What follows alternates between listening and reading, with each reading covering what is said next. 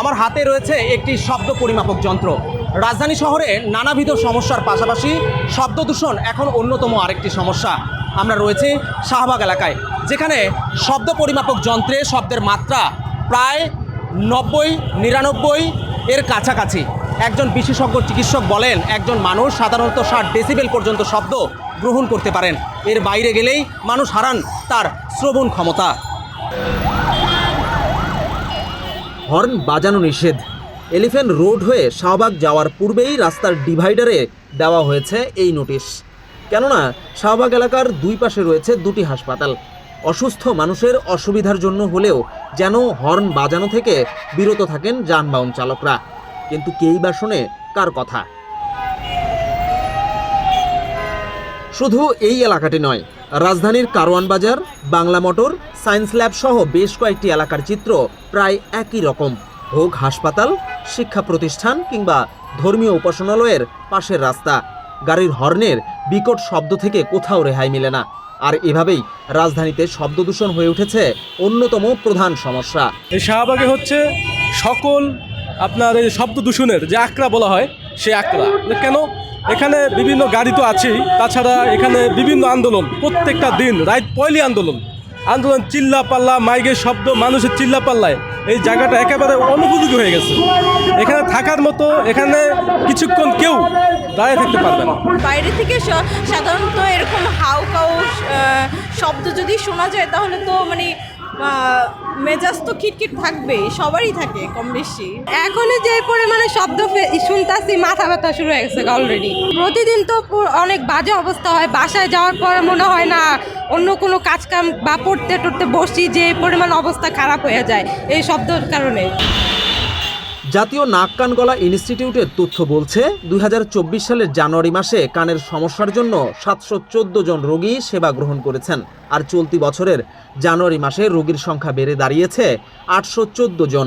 আমরা গাড়ি চালাই, আমাদের অনেক যানজটের কারণে আমরা মাথায় অনেক সমস্যা হয়, কানে কম শুনি, মানে নিজে অনুভব হয় আমরা মনে হয় ভবিষ্যতে কানে কম শুনবো। আমি হর্ন খুব কম বাজাই স্যার, আমি হর্ন বাজাই না। এক একটা সিগন্যালে আধা ঘন্টা 1 ঘন্টা 40 মিনিট বসে থাকতে হয় এবং কান ডিস্টার্ব হয় অনেক মানুষের। বড় বড় গাড়িতে হর্ন দেয়, যার কোনো অনেকের বাচ্চা কাচ্চা থাকে পেছনদারের, বা আমার নিজেরও সমস্যা হয়ে যায়, কানের পর্দা মর্দা ফাইটে যায়। কানের অবস্থা একটু খারাপ থাকে। কেন? এই আওয়াজ শব্দ এটা তো থাকবেই ঢাকায়। এদিকে বিশেষজ্ঞ চিকিৎসকরা বলছেন, শব্দ দূষণের কারণে মানুষের শ্রবণ শক্তি কমে যায়। আর এই ভোগান্তির প্রধান উৎস যানবাহনের বিকট হর্ন। বেসিক্যালি আমি আপনার সঙ্গে কথা বলছি, হ্যাঁ, সেটা হচ্ছে 1 মিটার ডিস্টেন্সে যখন আমি নর্মাল যে কথাটা বলি, সেটা হচ্ছে আপনার 30 থেকে 60 ডেসিবেলের মধ্যে থাকতেছে। আমি যখন একটু চিৎকার করতেছি, হ্যাঁ, এই শাউট করতেছি, সেটা হচ্ছে আপনার 70 বা তার একটু বাড়বে। এইভাবে করতে করতে একটা সময় দেখা যায় যে আপনার শব্দটা যখন আপনার কানের মধ্যে একটা ডিসকমফোর্ট রেঞ্জে আসবে, সেটা হচ্ছে অ্যারাউন্ড অ্যাভাব 90-তে যখন আসবে। আর অ্যাভাব 120 যখন হবে, it will be very painful. তো আমাদের এই যে ইউজুয়ালি আমরা যে গাড়িতে হর্নগুলো ইউজ করি, হাইড্রোলিক হর্ন তো বাদই দেন, আপনি নর্মাল যে হর্নগুলো ইউজ করি, এগুলো কিন্তু শব্দ মাত্রা হচ্ছে আপনার 120-এর উপরে। তো এই যে আপনি রাস্তায় বের হলেন, একটা রিকশায় চড়ছেন, আপনার পাশের গাড়িটা ক্রমান্বয়ে হর্ন দিচ্ছে, আপনি প্রতিবার সেই হর্নটা যখন আপনার যায়, আপনার কি হয়, আপনার এই শব্দটা আপনার কানের ভিতরে যাচ্ছে, তো কানের নার্ভ এটা ব্রেনকে পৌঁছায় দিচ্ছে। তো ব্রেন এই শব্দটাকে আবার আপনার তার এগেনস্টে একটা ডেলিভারি দেওয়ার জন্য প্রিপেয়ার করছে। এই যে নার্ভটা যে ক্যারি করছে, হ্যাঁ, ওভারলোডেড হচ্ছে। একটা সময় এই নার্ভ কিন্তু আর কাজ করার ক্যাপাসিটি টাইম টু টাইম নষ্ট হয়ে যাবে। এটাকে আমরা হিয়ারিং লস বলি। এমন পরিস্থিতিতে কিভাবে শব্দ দূষণ থেকে বাঁচা যাবে, সেই পথও দেখিয়েছেন বিশেষজ্ঞরা।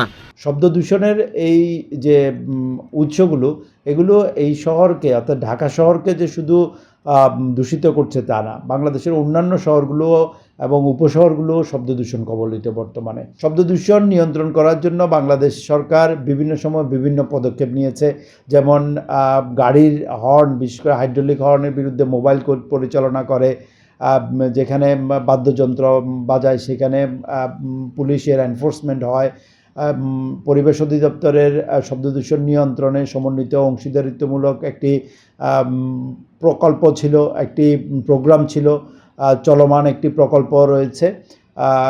এইগুলো শব্দ দূষণ নিয়ন্ত্রণের জন্য কাজ করলেও আমরা যথেষ্ট পরিমাণে মানুষকে সচেতন এখনও পর্যন্ত করতে পারিনি। আমাদের কিছু পদক্ষেপ আমরা নিতে পারি, যার মাধ্যমে আমরা ব্যক্তিকেন্দ্রিক কিছু বলা যায় যে পার্সোনাল প্রোটেক্টিভ ইকুইপমেন্ট ব্যবহার করে আমরা নিজেদের ক্ষয়ক্ষতির পরিমাণ কমিয়ে আনতে পারি।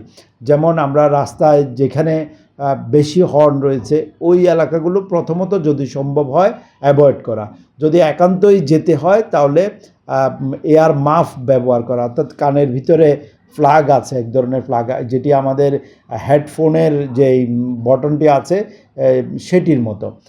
এগুলো কোনো কিছু যদি এয়ার মাফ এয়ার প্লাগ আমাদের কাছে না থাকলে অন্তত আমরা এই যে হেডফোনটি কানে দিয়ে যদি ওই এলাকা দিয়ে চলাচল করি তাহলে শব্দ ওই হেডফোন অন্তত 20 থেকে 30 ভাগ শব্দ কমিয়ে আনতে পারে। তবে কানে হেডফোন দিলে যাতে আমরা রাস্তায় গান না বাজাই।